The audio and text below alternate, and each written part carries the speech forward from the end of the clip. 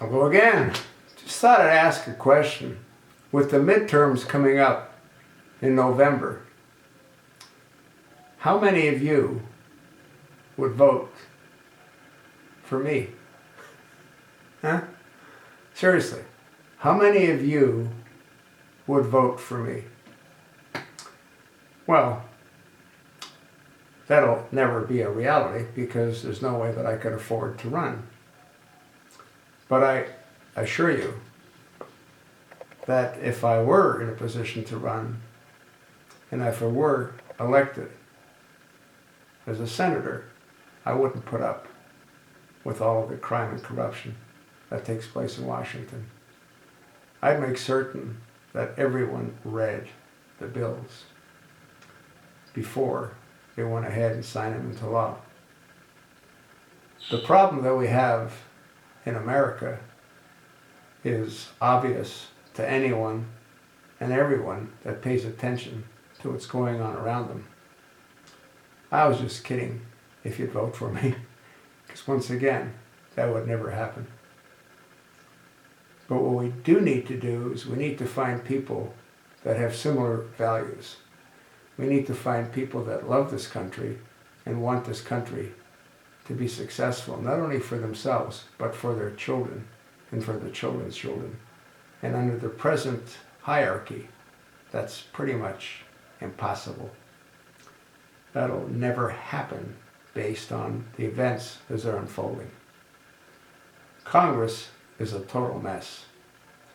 The Supreme Court is a total mess. Obama's criminal dysfunctional administration is a total mess. We have to pretty much start all over again. We have to change the Constitution in a positive way. We have to establish term limits for senators. We have to establish term limits for congressional representatives. We have to establish term limits for federal judges. We have to establish term limits for Supreme Court justices. They can't be above the law. They can't be in positions of power throughout their lives. Look at what happens because of that. Why is the Supreme Court divided on political lines? The system doesn't work. Think of who you're going to vote for before you vote for him or her. Look at their track record. Look at their longevity. Look at what they did before. Look at what they've done now.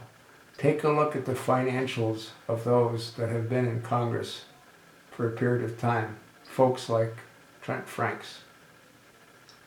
How do you take a $300,000 negative in 2002 and turn it into a $39 million positive in 2012? Not 14 in 12. We don't know what 14 is all about. How do you do that? He's not alone, folks. Corruption is rampant throughout Congress. That's how 46 to 48% of them are multimillionaires. How do you become a multimillionaire earning $175,000 a year? It can't be done legally. But who says any of them are doing it legally? And I do mean any of them. The only ones that I have any faith in are the Tea Party members of Congress. The ones that haven't had an opportunity to be corrupted by the rotten apples they're associating with. Hey folks, that's what I think. Let me know what you think.